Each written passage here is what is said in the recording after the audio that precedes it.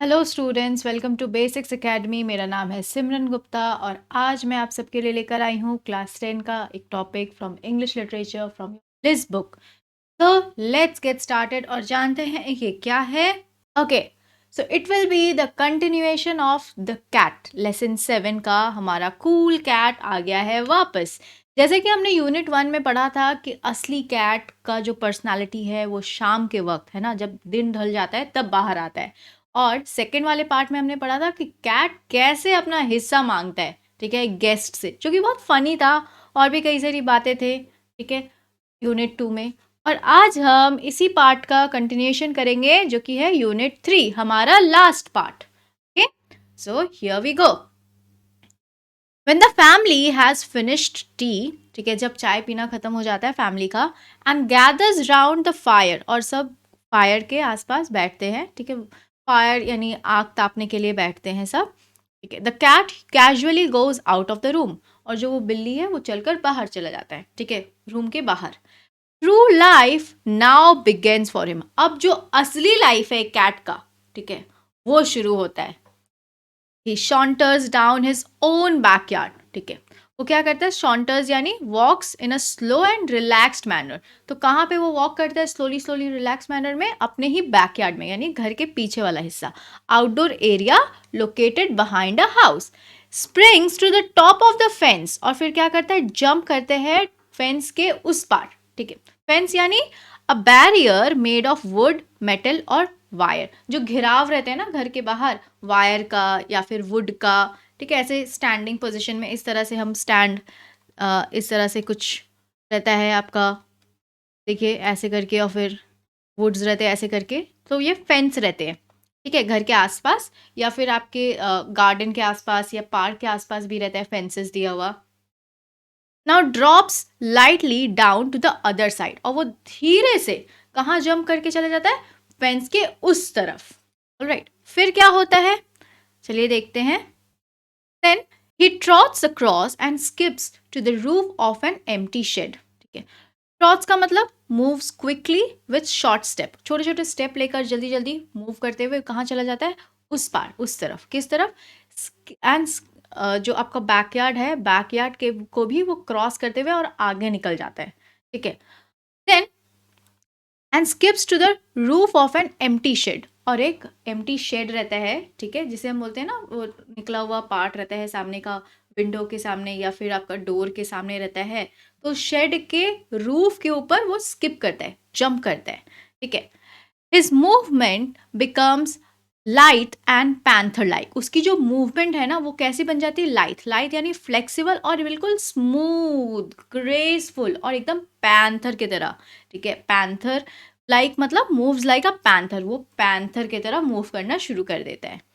He looks keenly from side to side and moves noiselessly, वो एकदम इधर उधर देख कर, बहुत संभलते हुए, साइड टू साइड देख करके, हर तरफ देख करके धीरे धीरे मूव करना वो शुरू करता है। क्यों धीरे धीरे मूव करता है, इतना कीनली, इतना केयरफुली, ठीक है, कीनली मतलब केयरफुली या स्ट्रांगली होता है, इतना स्ट्रांगली केयरफुली देखते हुए क्यों मूव करता है? बिकॉज उसके बहुत सारे दुश्मन होते हैं, है ना। For he has so many enemies dog, ठीक है, इतने सारे उसके दुश्मन डॉग्स है, ठीक है, जो उसे देखते हैं और वो भौंकने लगते हैं उस पर, ठीक, झपटने लगते हैं उसे। And small boys with stones, और छोटे छोटे बच्चे जो खेलते रहते हैं आसपास, बिल्ली को देखते ही वो स्टोन्स फेंकने लगते हैं उस पर। Alright, next, on top of the shed, the cat arcs his back and rakes his claws once or twice through the soft bark of the old roof. फिर वो क्या करता है, वो शेड पर जा करके, टॉप, शेड के टॉप पर जा करके वो खुद को आर्क शेप, आर्क स्ट्रक्चर में स्ट्रेच करने लगता है अपने बैक को, ठीक है, अपने पंजों को मारता है वंस और ट्वाइस, कहाँ पे, outer layer of the roof, जो रूफ का ऊपरी हिस्सा है ना उस पर ऐसे ऐसे करके सॉफ्ट हो जा रहा है, ठीक है। वो ओल्ड था बहुत रूफ, तो उसका ना छाल निकल आया था, तो उसी पे छाल, जैसे वो स्किन का छाल नहीं, कि उसमें जो चूना लगा रहता है या पेंट लगा रहता है, तो वो चीज़, वो जो लेयर होती है वो पूरी निकल आ रही थी, ठीक है। तो वो क्या करता है, उस पर ऐसे ऐसे करके झपटा मारता है, और he stretches himself a few times to see if every muscle is in full working order. और वो अपने हर एक बॉडी पार्ट को अच्छे से स्ट्रेच करता है, जैसे हम लोग स्ट्रेच करते हैं ना एक्सरसाइज करने से पहले, ये देखने के लिए कि हमारा जो सारा बॉडी पार्ट्स है वो अच्छे से काम कर रहा है, एक्टिव है, राइट? तो वो खुद को चेक कर लेता है कि वो खुद फिट है या नहीं, सारे उसके मसल स्ट्रेच हो रहे हैं अच्छे से, right? Then drooping his head nearly to his paws, he sends across a call to his kindred. तो वो अपने हेड को झुकाते हैं अपने पॉज के साइड में, ठीक है? मान लो कि वो कोई सिग्नल दे रहा है और अपने ही जाति वाले बिल्लियों को, ठीक है, बुला रहा है, ठीक है? अपने ही जाति के क्रीचर्स को अपने ओर बुला रहा है, सिग्नल दे रहा है, ठीक है? सो आर्क्स का मतलब होता है कर्व शेप और स्ट्रक्चर, ड्रूपिंग मतलब हैंगिंग डाउन, झुकाना, बेंडिंग लो, जैसे कि मैंने आपको बताया, और किंडर्ड का मतलब सिमिलर और रिलेटेड, लाइक फैमिली, ठीक है, एक ही आपकी प्रजाति के। Then before long they come gliding graceful shadows, ठीक है? और फिर धीरे धीरे वो सब आने शुरू करते हैं, ठीक है? ग्लाइडिंग यानी मूविंग स्मूथली और जेंटली, धीरे धीरे ग्रेसफुल वे में, स्मूथ वे में उनके से परछाई दिखती है, धीरे धीरे मूव होकर आ रहे हैं, ठीक है?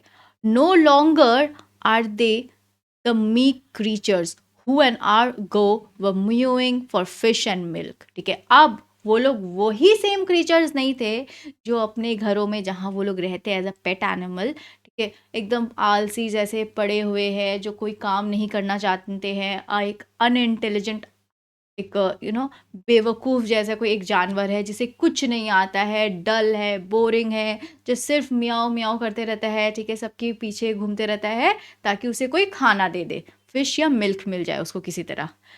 दे आर नाउ ग्रिम फाइटर्स। अब वो क्या बन चुके हैं? एकदम सीरियस फाइटर्स बन चुके हैं बाहर निकल कर उस अंधेरे में। So meek means quiet and gentle, and grim यानी सीरियस और ग्लूमी, ओके? उसके बाद क्या हो रहा है? Just think how much more he gets out of his life than you do out of yours. तो यहाँ पे हमारे नरेटर जो है वो बोल रहे हैं, सिर्फ सोचो कि उससे अपने लाइफ से कितना संतुष्टि मिल रहा होगा, या फिर उन लोगों को अपने लाइफ से कितना संतुष्टि मिल रहा होगा, बिल्लियों को, जितना एक ह्यूमन को नहीं मिल पा रहा है। And the sports they have to, ठीक है? और उनके तो बहुत सारे ऐसे एक्टिविटीज़ भी है, ठीक है? जितना एक्टिविटीज़ हमारे नहीं है उतना एक्टिविटीज़ उनका रहता है।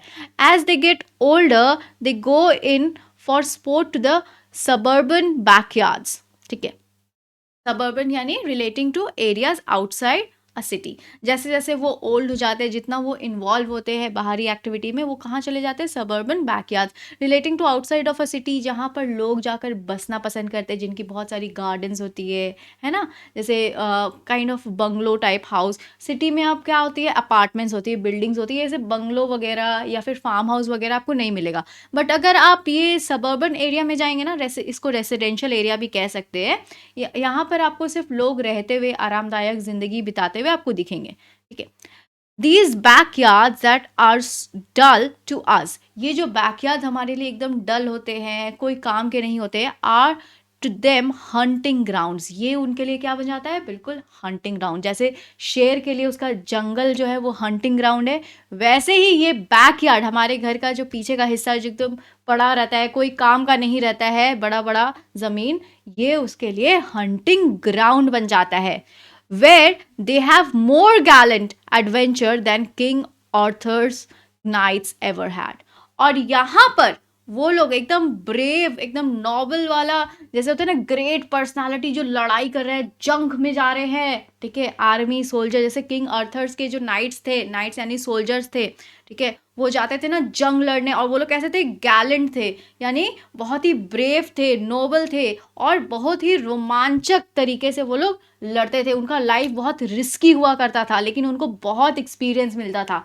ठीक इसी तरह का कुछ आपका जो रोल है वो कैट निभा रहा है, ऑलराइट, इस स्टोरी में, इस नरेटिव में। Then it is always spoken as a reapproach against cats that they are more fond of their home than of people in it, ठीक है? ऐसा कहा जाता है कि जो बिल्लियां हैं ना, उन्हें आपका घर ज़्यादा पसंद है, ठीक है, आप नहीं पसंद है। अगर आप उनको पाल रहे हैं अपने घर में, ठीक है, खाना खिला रहे हैं, खेल रहे हैं, उनके संग वक्त बिता रहे हैं, लेकिन फिर भी उसके बावजूद भी वो अपने घर, आपके घर से ज़्यादा अटैच्ड है। वो जहाँ रहता है उस जगह से वो ज़्यादा अटैच्ड है, वहाँ पे रहने वाले इंसानों से अटैच्ड उतना नहीं हो पाता है। ठीक है, रीअप्रोच यानी क्रिटिसाइज और blame. Now naturally the cat doesn't like to leave his country. ठीक है, नेचुरली जनरली क्या होता है रियल लाइफ में, एक कैट को जगह बदलना पसंद नहीं है। ठीक है, वो जहाँ रहता है उसे वहाँ रहना ही पसंद है। ठीक है, the land where all his friends are, जहाँ पे उसके फैमिली मेम्बर्स, उसके फ्रेंड्स रहते हैं साथ में, and where he knows every landmark, और जहाँ पे वो हर एक कोना गली सब जानता हो। ठीक है, लैंडमार्क मतलब क्या होता है, एन इम्पॉर्टेंट और recognisable feature often use to mark a location. मान लीजिए आपको कहीं जाना, उस जगह का कोई एक फेमस लैंडमार्क होगा।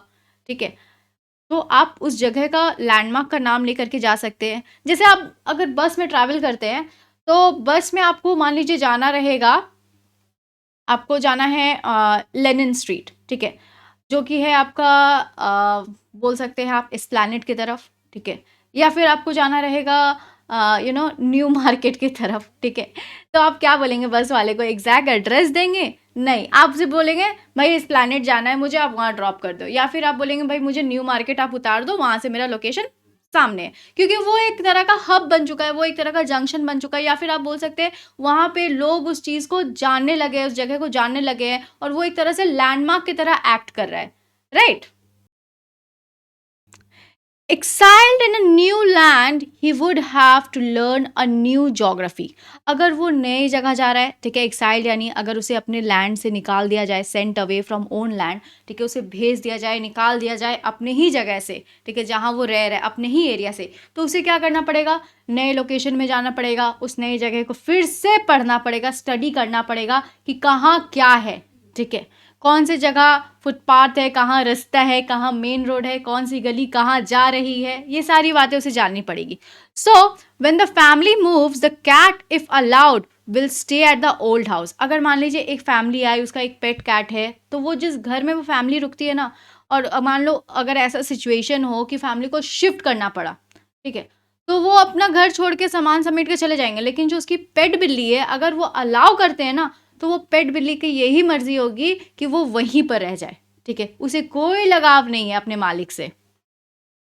And attached himself to the new tenants, और वहां पे जो नए लोग रहने आ रहे हैं उनसे वो अटैच हो जाते हैं। ठीक है, जैसे यहाँ पे टेनेंट्स को बोला गया, टेनेंट्स यानी आपके जो लोग रेंट पे रहते हैं। ठीक है, वो तो हमेशा घर बदलते रहते हैं, रेंट पे रह रहे हैं ऑब्वियसली, है ना, कुछ टर्म्स एंड कंडीशंस पे रहते हैं लैंड ओनर के संग, तो उन्हें हर समय शिफ्ट होना पड़ता है इधर उधर। ऑलराइट, देन किराएदार है, उनसे भी अटैच हो गया कैट, भले वो नया है लेकिन वो घर नहीं छोड़ेंगे। He will give them the privilege of boarding him while he enjoys life in his own way. ठीक है, वो उन्हें ये प्रिविलेज देते हैं, एडवांटेज देते हैं कि वो उनको एक्सेप्ट कर ले, उस कैट को वो अपना पेट बना ले अब। ठीक है, भले वो न्यू लोग हैं, उनको कोई फर्क नहीं पड़ रहा है, और वो अपना ज़िंदगी अपने तरीके से जीने में ही विश्वास रखते हैं, वो उसी को एंजॉय करते हैं।